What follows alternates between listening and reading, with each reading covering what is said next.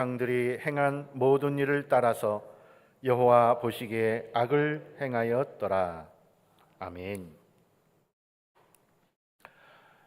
요시야가 죽은 후에 짧은 시간에 4명의 왕이 바뀝니다. 여호아하스, 여호야김, 여호야긴, 그리고 시드기야가 그 4사람입니다.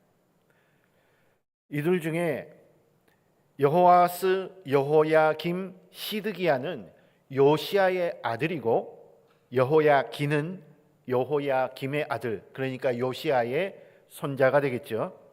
이 4왕이 다스리는 기간이 다 합쳐도 22년 6개월밖에 되질 않습니다. 한 사람의 자녀 셋, 그리고 그 손자까지 4왕이 재위 기간이 짧은 기간을 볼 수밖에 없습니다. 심지어 여호아하스는 3개월, 여호야김은 11년, 여호야긴도 3개월, 시드기야도 11년을 다스렸습니다. 그리고 시드기야를 끝으로 남유다는 바벨론에 의해 멸망하고 맙니다. 당시 아수르는 점점 약해지고 애굽이 다시 강해지면서 유다를 침공하고 요시야 그리고 여호아하스를 죽이거나 포로로 잡아가기까지 합니다. 그리고 신흥 강국 바벨론이 점차 패권을 잡아가고 있는 시기였습니다. 4왕은 이런 과정에서 강대한 나라들을 섬기기도 하고 배반하기도 하고 포로로 잡혀가기도 하고 죽기도 하면서 결국 멸망한 것입니다. 요시야의 훌륭한 모습에도 불구하고 종교 개혁에도 불구하고 이렇게 남유다는 역사의 뒤안길로 사라지게 됩니다. 요시야 이후의 4왕은 외교적인 면에서는 실패한 왕들입니다. 하지만 우리는 역사를 신앙적인 관점에서 조명해 보아야 합니다. 남유다의 멸망 과정에서 4왕 이야기는 우리에게 어떤 교훈을 남겨줄까요? 첫째, 여호와께서는 사하시기를 즐겨하지 않으셨습니다. 본문 이후에 24장 2절에 보면 여호와께서 그의 종 선지자들을 통하여 하신 말씀과 같이 갈디아의 부대와 아람의 부대와 모압의 부대와 암몬 자손의 부대를 여호야김에게 보내 유다를 쳐 멸하려 하시니라고 하십니다. 당시 일어난 일들은 국제 정세에 따라서 갈대아가, 아람이, 모압이, 암몬이 유다의 여호야김과 대립하는 형국이었습니다. 그런데 오늘 본문을 보면 그런 나라들을 보낸 이가 여호와이시라, 그것도 유다를 멸하기 위해서, 쳐 멸하기 위해서 하나님께서 보내셨다는 것입니다. 하나님께서 언약의 자손이 이스라엘을 이제 완전히 멸하겠다고 하시는 것입니다. 이방 나라들이야 그럴 수 있다 하겠지만 여호와 하나님께서 어떻게 자기 백성을 멸하려고 하신다니 정말 충격일 수밖에 없습니다. 그런데 그게 사실입니다. 이어 4절 하반절에 보면 여호와께서 사하시기를 즐겨하지 아니하시니라 라고까지 말씀하십니다. 지금까지 하나님에 대해서 성경은 항상 용서하시는 하나님을 말씀하였습니다. 물론 하나님께서 죄에 대해 엄중한 심판을 하시겠다는 것은 성경에 일관된 말씀입니다. 그러나 돌이키고 회개하면 또 용서하시는 하나님의 자비하심과 인자심이 또 늘 성경에 일관된 말씀이죠. 그런데 우리가 앞서 살펴보았듯이 요시야 왕이 나라를 위해서 종교 개혁을 일으키고 선한 길로 인도하고 우상을 다 폐하고 그렇게 하나님께 돌이켜 백성들로 하여금 이스라엘을 하나님께로 돌아오게 했음에도 불구하고 하나님께서는 진노를 거두지 않으셨습니다. 역대 왕들을 보면 하나님의 엄중한 경고를 받았을 때 하나님 앞에 진정으로 회개하면 하나님께서는 진노를 거두셨습니다. 그리고 오히려 은혜를 베푸셨죠. 다윗 왕도 밧세바 사건으로 죄를 범하였지만 돌이켜 회개할 때 용서하셨습니다. 그리고는 더 큰 은혜를 주셔서 다윗의 왕위가 굳건하게 있도록 하셨죠. 이렇게 하나님께서 회개하는 자에게 결코 자비와 은혜를 거두지 않으셨습니다. 하나님은 기본적으로 멸하시는 분이 아니라 용서하시고 구원하시는 분이시기 때문입니다. 그런데 오늘 본문을 보니 사하시기를 즐겨하지 아니하시겠다라고 하십니다. 요시야 왕이 국가의 죄를 깨닫고는 철저하게 회개하고 완전한 개혁을 이루었습니다. 그럼에도 불구하고 하나님께서는 이스라엘이 멸망당하는 일을 돌이키지 않겠다고 이미 말씀하셨습니다. 다만 당사자인 요시야는 은혜를 베푸셔서 당대에는 멸하지 않으시겠다 하셨죠. 그리고 요시야가 죽은 이후에 선지자를 통하여 하시는 말씀이 바로 여호와께서 사하시기를 즐겨하지 아니하시니라 라는 말씀입니다. 이스라엘의 죄의 총량이 이미 멸망으로 달려가고 있었기 때문에 하나님은 돌이키지 아니하시고 단호하게 결정하신 것입니다. 우리는 하나님을 가볍게 여기는 자가 되지 말아야 합니다. 회개하면 용서하신다라는 것을 마치 우리의 전유물인 양 떠버려서는 안 됩니다. 왜냐하면 용서하시는 하나님이시지만 그 정도가 넘어서면, 선을 넘으면, 죄악의 총량이 과대하면 사하시기를 즐겨하지 않으시는 여호와이시기 때문입니다. 어미하신 하나님께 늘 바르게 서서 큰 은혜를 받는 성도 되시길 간절히 바랍니다. 둘째, 우리는 너무 늦지 않도록 정진해야 하겠습니다. 하나님께서 갈대아 부대를, 아람 부대를, 모압 부대를, 암몬 부대를 이스라엘에 보내셨습니다. 네 왕은 고작 해야 석 달, 길어야 11년을 통치하는 왕답지도 않은 왕들이 되고 말았습니다. 이로써 우리는 단순히 언약 백성이기에 어떤 일이 있어도 영원할 거라는 맹목적 낙관주의를 버려야 합니다. 또한 회개 이꼬르 용서라는 법칙 또한 지워야 합니다. 왜냐하면 이러한 법칙이 있다고 해서 그것을 이용하는 성도가 되지 말아야 하기 때문입니다. 완고한 마음을 내려놓지 않고 값싼 은혜로 부풀리는 것으로는 미래로 나아갈 수 없기 때문입니다. 그러면 남은 것은 무엇일까요? 지금 이스라엘 상황을 보면 멸망으로 달려가고 어떻게 해도 하나님께서 돌이키지 않는다고 하시니 어떻게 해야 할까요?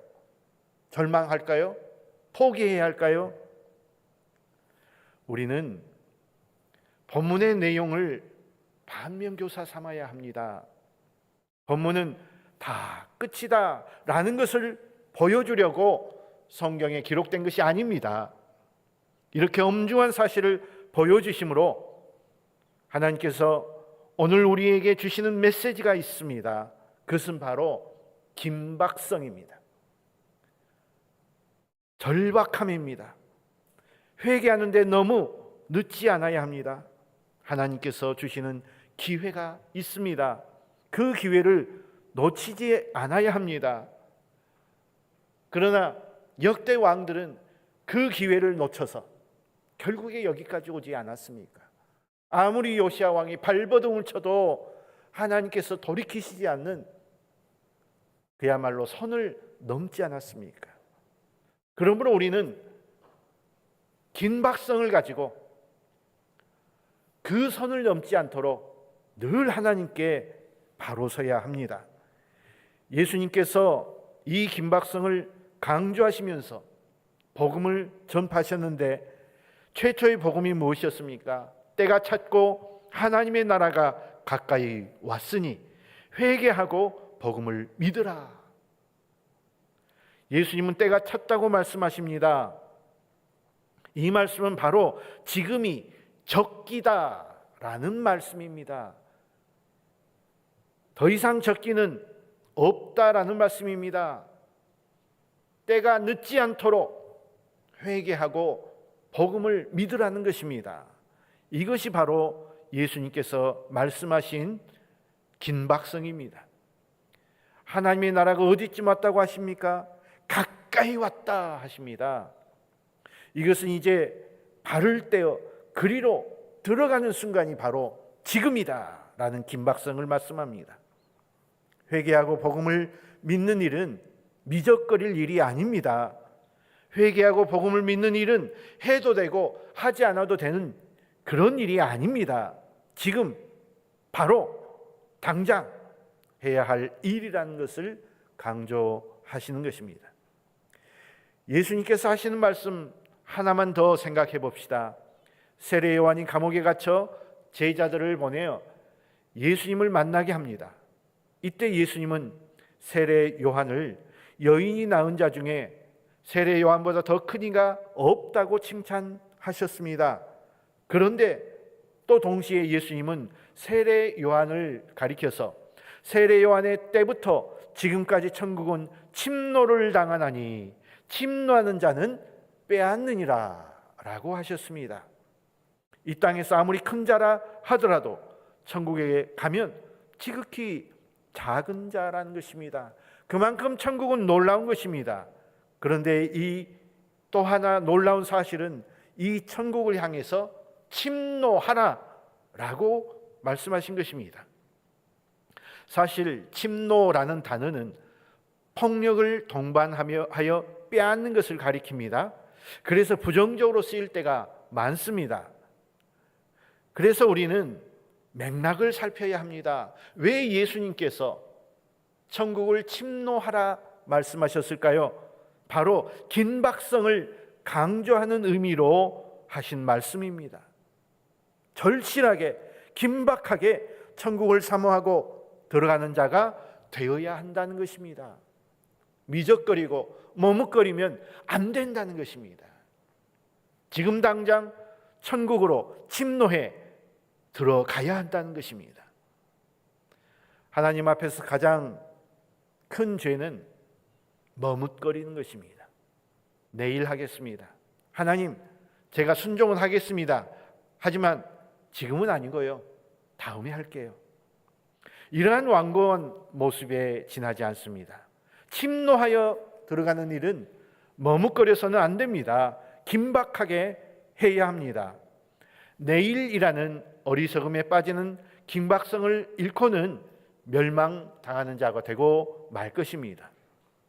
바울이 고린도 교회에 전하는 말씀을 들어야 합니다. 우리가 하나님과 함께 일하는 자로서 너희를 권하노니 하나님의 은혜를 헛되이 받지 말라. 이르시되 내가 은혜 베풀 때에 너에게 듣고 구원의 날에 너를 도왔다 하셨으니 보라 지금은 은혜 받을 만한 때요 보라 지금은 구원의 날이로다 하였습니다. 그렇습니다.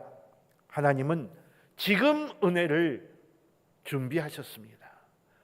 지금 구원을 우리에게 준비하셨습니다. 그러니 지금 은혜를 받으십시오.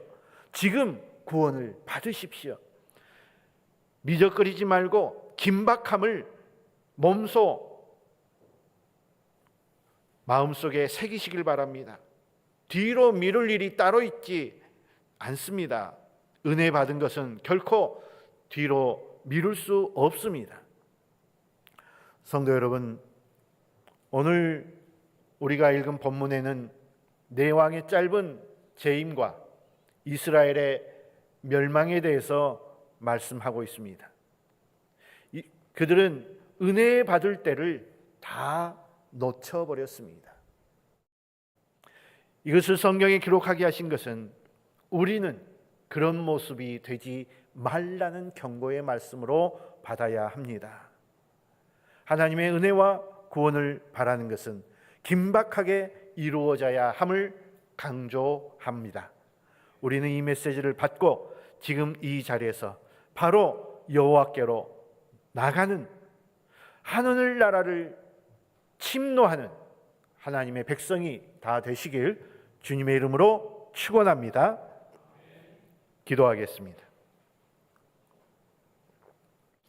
거룩하신 아버지 하나님, 조금씩 이스라엘은 자신도 모르게 죄악의 길로 깊이 빠져들고 있었습니다. 요시야 왕이 그 사실을 깨우쳤을 때는 이미 돌이킬 수 없는 지경까지 되고 말았습니다. 요시야 왕이 그렇게 발버둥 쳤지만, 종교 개혁을 단행하며 우상을 폐하며 하나님 앞에 회개하였지만, 요시야는 살려주지만 이스라엘은 멸망당하고 말았습니다. 주님, 이 말씀을 우리가 새기며 긴박성을 다시 한번 깨닫습니다. 나도 모르는 사이에 돌이킬 수 없을 지경까지 빠지는 일이 없게 하여 주시고, 바로 오늘 지금 당장 구원의 날, 은혜 받은 날로 선포하며 굳게 믿고 하나님을 붙잡고 부르짖는 하나님께 나아가는 우리 모두가 되게 하여 주시옵소서. 미적거리다 천국 문턱에서 넘어지는 일이 없게 하여 주시고, 지금 당장 긴박성을 가지고 천국을 향해 침노하는 자가 되어 천국을 들어가는 우리 모두가 되게 하여 주시옵소서. 예수 그리스도의 이름으로 기도드리옵나이다. 아멘. 하늘에 계신 우리 아버지, 아버지의 이름을 거룩하게 하시며 아버지의 나라가 오게 하시며 아버지의 뜻이 하늘에서와 같이 땅에서도 이루어지게 하소서. 오늘 우리에게 일용할 양식을 주시고 우리가 우리에게 잘못한 사람을 용서하여 준 것 같이 우리 죄를 용서하여 주시고 우리를 시험에 빠지지 않게 하시고 악에서 구하소서. 나라와 권능과 영광이 영원히 아버지의 것입니다. 아멘.